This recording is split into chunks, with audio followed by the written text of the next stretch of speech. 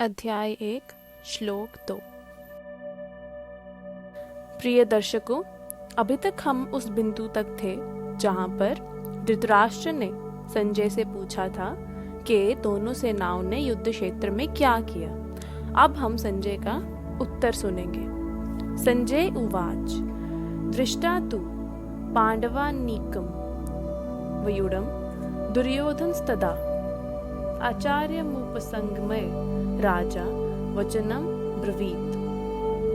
अर्थात संजय ने कहा, हे राजन, पांडु पुत्रों द्वारा सेना की व्यूह रचना देखकर राजा दुर्योधन अपने गुरु के पास गया और उसने यह शब्द कहे। तात्पर्य, धृतराष्ट्र जन्म से अंधा था। दुर्भाग्यवश वह आध्यात्मिक दृष्टि से भी वंचित था। वह ये भी जानता था कि उसी के समान उसके पुत्र भी धर्म के मामले में अंधे हैं और उसे विश्वास था कि वे पांडवों के साथ कभी भी समझौता नहीं कर पाएंगे, क्योंकि पांचों पांडव जन्म से ही पवित्र थे। फिर भी उसे तीर्थ स्थान के प्रभाव के विषय में संदेह था। इसीलिए संजय युद्ध भूमि की स्थिति के विषय में उसके प्रश्न के मंतव्य को समझ गया। अतः वह निराश राजा को प्रोत्साहित करना चाह रहा था। उसने उसे विश्वास दिलाया कि उसके पुत्र पवित्र स्थान के प्रभाव में आकर किसी प्रकार का समझौता करने नहीं जा रहे हैं। उसने राजा को बताया कि उसका पुत्र दुर्योधन पांडवों की सेना को देखकर तुरंत अपने सेनापति द्रोणाचार्य को वास्तविक स्थिति के साथ अवगत कराने गया है। यद्यपि दुर्योधन को राजा कहकर संबोधित किया गया है, तो भी स्थिति की गंभीरता के कारण उसे सेनापति के पास जाना पड़ा। अतएव दुर्योधन राजनीतिज्ञ बनने के लिए सर्वथा उपयुक्त था। किंतु जब उसने पांडवों की व्यूह रचना देखी तो उसका यह कूटनीतिक व्यवहार उसके भय को छिपा न पाया। अध्याय 1 श्लोक 3। पश्यताम पांडुपुत्राणाम आचार्य महतीम चमूम व्यूणाम द्रुपद पुत्रेण तव शिष्येण धीमता। अर्थात, हे आचार्य, पांडु पुत्रों की विशाल सेना को देखें जिसे आपके बुद्धिमान शिष्य द्रुपद के पुत्र ने इतने कौशल से व्यवस्थित किया है। तात्पर्य, परम राजनीतिज्ञ दुर्योधन महान ब्राह्मण सेनापति द्रोणाचार्य के दोषों को इंगित करना चाहता था। अर्जुन की पत्नी द्रौपदी के पिता राजा द्रुपद के साथ द्रोणाचार्य का कुछ राजनीतिक झगड़ा था। इस झगड़े के फलस्वरूप द्रुपद ने एक महान यज्ञ संपन्न किया, जिससे उसे एक ऐसा पुत्र प्राप्त होने का वरदान मिला जो द्रोणाचार्य का वध कर सके। द्रोणाचार्य इसे भली भांति जानता था, किंतु जब द्रुपद का पुत्र धृष्टद्युम्न युद्ध शिक्षा के लिए उससे सौंपा गया, तो द्रोणाचार्य ने उसको अपने सारे सैनिक रहस्य प्रदान करने में कोई झिझक नहीं की। अब धृष्टद्युम्न कुरुक्षेत्र की युद्ध भूमि में पांडवों का पक्ष ले रहा था और उसने द्रोणाचार्य से जो कला सीखी थी, उसी के आधार पर उसने यह व्यूह रचना की थी। दुर्योधन ने द्रोणाचार्य की इसी दुर्बलता की ओर इंगित किया, जिससे वह युद्ध में सजग रहे और समझौता न करे। इसके द्वारा वह द्रोणाचार्य को यह भी बताना चाह रहा था कि कहीं वह अपने प्रिय शिष्य पांडवों के प्रति युद्ध में उदारता न दिखा बैठे। विशेष रूप से अर्जुन उसका अत्यंत प्रिय एवं तेजस्वी शिष्य था। दुर्योधन ने यह भी चेतावनी दी कि युद्ध में इस प्रकार की उदारता से हार हो सकती है। श्लोक 4। अत्र शूरा महेश्वासा भीमा अर्जुन समायुधि युयुधानो विराटश्च द्रुपदश्च महारथा। अर्थात, इस सेना में भीम तथा अर्जुन के समान युद्ध करने वाले अनेक वीर धनुधर हैं, यथा महारथी युयुधान, विराट तथा द्रुपद। तात्पर्य: यद्यपि युद्ध कला में द्रोणाचार्य की महान शक्ति के समक्ष धृष्टद्युम्न महत्वपूर्ण बाधक नहीं था, किंतु ऐसे अनेक योद्धा थे जिनसे भय था। दुर्योधन इन्हें विजय पथ में अत्यंत बाधक बताता है, क्योंकि इनमें से प्रत्येक योद्धा भीम तथा अर्जुन के समान दुर्जय था। उसे भीम तथा अर्जुन के बल का ज्ञान था, इसीलिए वह अन्यों की तुलना इन दोनों से करता है। श्लोक 5। दृष्टकेतु शेचकितानः काशी राजश्च वीरवान पुरुजित कुंती भोजश्च शाब्यश्च नरपुंगव। अर्थात इनके साथ ही दृष्टकेतु, चेकितान, काशीराज, पुरुजित, कुंती भोज तथा शैब्य जैसे महान शक्तिशाली योद्धा भी हैं। श्लोक 6। युधामानु विक्रांत उत्तमोजाश्च वीर्यवान सौभद्रो द्रौपद्याश्च सर्व एव महारथा। अर्थात पराक्रमी युद्धामन्यु, अत्यंत शक्तिशाली उत्तमोजा, सुभद्रा का पुत्र तथा द्रौपदी के पुत्र, ये सभी महारथी हैं। श्लोक 7। अस्माकं तु विशिष्टा ये तानि बोध द्विजोतम नायका मम सैन्यस्य संज्ञार्थम तान् ब्रवीमितये। अर्थात किंतु हे ब्राह्मण श्रेष्ठ, आपकी सूचना के लिए मैं अपनी सेना के उन नायकों के विषय में बताना चाहूंगा जो मेरी सेना को संचालित करने में विशेष रूप से निपुण हैं। श्लोक 8। भवान भीष्मच कर्णश्च कृपश्च समितिंज्यः अश्वत्थामा विकर्णश्च सोमदत्ति तथैव च।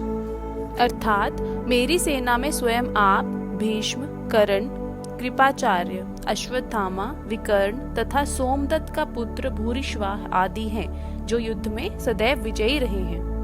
तात्पर्य: दुर्योधन उन अद्वितीय युद्ध वीरों का उल्लेख करता है जो सदैव विजयी होते रहे हैं। विकर्ण दुर्योधन का भाई है, अश्वत्थामा द्रोणाचार्य का पुत्र है और सोमदत्ति या भूरिश्वा बाहलिकों के राजा का पुत्र है।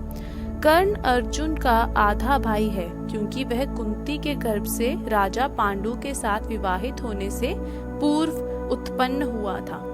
कृपाचार्य की जुड़वा बहन द्रोणाचार्य की ब्याही थी। इस तरह दुर्योधन इन सभी युद्धवीरों का उल्लेख करते हुए द्रोणाचार्य का मनोबल बढ़ाने का प्रयास करता है। श्लोक 9। अन्य च बहवः शूरा मद्रथे तयत्क जीविता नाना शास्त्र प्रहरणा सर्वे युद्ध विशारदा। अर्थात ऐसे अन्य अनेक वीर भी हैं जो मेरे लिए अपना जीवन त्याग करने के लिए तैयार हैं। वे विविध प्रकार के हथियारों से सुसज्जित हैं और युद्ध विद्या में निपुण हैं।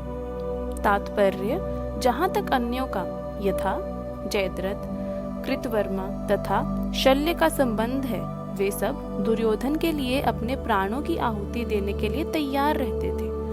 दूसरे शब्दों में यह पूर्व निश्चित है कि वे अब पापी दुर्योधन के दल में सम्मिलित होने के कारण कुरुक्षेत्र के युद्ध में मारे जाएंगे। निसंदेह अपने मित्रों की संयुक्त शक्ति के कारण दुर्योधन अपनी विजय के प्रति आश्वासित था, किंतु श्री कृष्ण की उपस्थिति के कारण यहाँ पर धर्म की विजय अधर्म पर भी निश्चित थी। श्लोक 10। अपर्याप्तम तत्समाकं बलम भीष्म भीर्षितम पर्याप्तम त्विदमेतेषां बलम भीमा भीर्षितम। अर्थात हमारी शक्ति अपरिमेय है और हम सभी पितामह द्वारा भलीभांति संरक्षित हैं, जबकि पांडवों की शक्ति भीम द्वारा भलीभांति संरक्षित होकर भी सीमित है। तात्पर्य: यहाँ पर दुर्योधन ने तुलनात्मक शक्ति का अनुमान प्रस्तुत किया है। वह सोचता है कि अत्यंत अनुभवी सेना नायक भीष्म पितामह के द्वारा विशेष रूप से संरक्षित होने के कारण उसकी सशस्त्र सेनाओं की शक्ति अपरिमेय है। दूसरी ओर पांडवों की सेनाएं सीमित हैं, क्योंकि उनकी सुरक्षा एक कम अनुभवी नायक भीम द्वारा की जा रही है, जो भीष्म की तुलना में नगण्य है। दुर्योधन सदैव भीम से ईर्ष्या करता था, क्योंकि वह जानता था कि यदि उसकी मृत्यु कभी हुई तो वह भीम के द्वारा ही होगी, किंतु साथ ही उसे दृढ़ विश्वास था कि भीष्म की उपस्थिति में उसकी विजय निश्चित है, क्योंकि भीष्म कहीं अधिक उत्कृष्ट सेनापति हैं। वह युद्ध में विजयी होगा और यह उसका दृढ़ निश्चय था। श्लोक 11। आयनेषु च सर्वेषु यथा भागमव स्थिता भीष्ममेवाभीक्ष्यन्तु भवन्तः सर्व एव हि। अर्थात अतएव सैन्य व्यूह में अपने अपने मोर्चों पर खड़े रहकर आप सभी भीष्म पितामह को पूरी सहायता दें। तात्पर्य: भीष्म पितामह के शौर्य की प्रशंसा करने के बाद दुर्योधन ने सोचा कि कहीं अन्य योद्धा ये ना समझ लें कि उन्हें कम महत्व दिया जा रहा है। अतः दुर्योधन ने अपने सहज कूटनीतिक ढंग से स्थिति संभालने के उद्देश्य से उपर्युक्त शब्द कहे। उसने बलपूर्वक कहा कि भीष्मदेव निसंदेह महानतम योद्धा हैं, किंतु अब वे वृद्ध हो चुके हैं। अतः प्रत्येक सैनिक को चाहिए कि चारों ओर से उनकी सुरक्षा का विशेष ध्यान रखें। हो सकता है कि वे किसी एक दिशा में युद्ध करने में लग जाएं और शत्रु इस व्यस्तता का लाभ उठा ले। अतः ये आवश्यक है कि अन्य योद्धा मोर्चों पर अपनी अपनी स्थिति पर अडिग रहें और शत्रु को व्यूह न तोड़ने दें। दुर्योधन को पूर्ण विश्वास था कि कुरुओं की विजय भीष्मदेव की उपस्थिति पर निर्भर है। उसे युद्ध में भीष्मदेव तथा द्रोणाचार्य की पूर्ण सहयोग की आशा थी, क्योंकि वह अच्छी तरह जानता था कि इन दोनों ने उस समय भी एक शब्द भी नहीं कहा था जब अर्जुन की पत्नी द्रौपदी को असहाय व्यवस्था में भरी सभा में नग्न किया जा रहा था, और जबकि उसने उन दोनों से न्याय की भीख भी मांगी थी। यह जानते हुए भी कि इन दोनों सेनापतियों के मन में पांडवों के लिए स्नेह था, दुर्योधन को आशा थी कि वे इस स्नेह को उसी तरह त्याग देंगे जिस तरह उन्होंने द्यूत क्रीड़ा के अवसर पर किया था। श्लोक 12। तस्य संजय नयन हर्षम कुरु वृद्ध पितामह सिंहनादम विंदोच्चः शंखम दद्मो प्रतापवान। अर्थात तब कुरुवंश के व्योवृद्ध परम प्रतापी एवं वृद्ध पितामह ने सिंह गर्जना की सी ध्वनि करने वाले अपने शंख को उच्च स्वर में बजाया, जिससे दुर्योधन को हर्ष हुआ।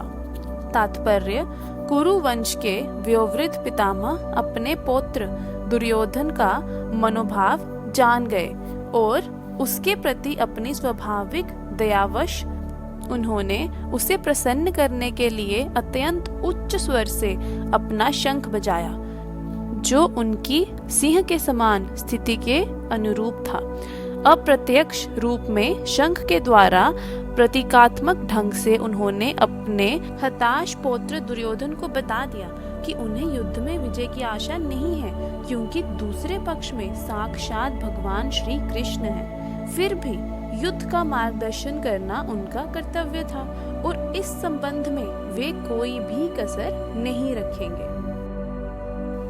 आज हमने श्लोक 2 से लेकर 12 तक सुने। इनमें संजय धृतराष्ट्र के प्रश्न के उत्तर स्वरूप उसे दुर्योधन और द्रोणाचार्य के मध्य हुई वार्तालाप सुनाते हैं। उनकी इस वार्ता से हम यह समझ सकते हैं कि इंसान अपनी परिस्थितियों वो अपने अहंकार के वशीभूत होकर ईश्वर को जानते हुए भी उनके विरुद्ध युद्ध कर सकता है। अतः हमको व्यर्थ के नियमों, प्रतिज्ञाओं व रीतियों को धर्म न मानते हुए धर्म के असल अर्थ को समझना चाहिए, और इसमें श्रीमद् भागवत गीता हमारी अवश्य सहायता करेगी। राधे कृष्ण।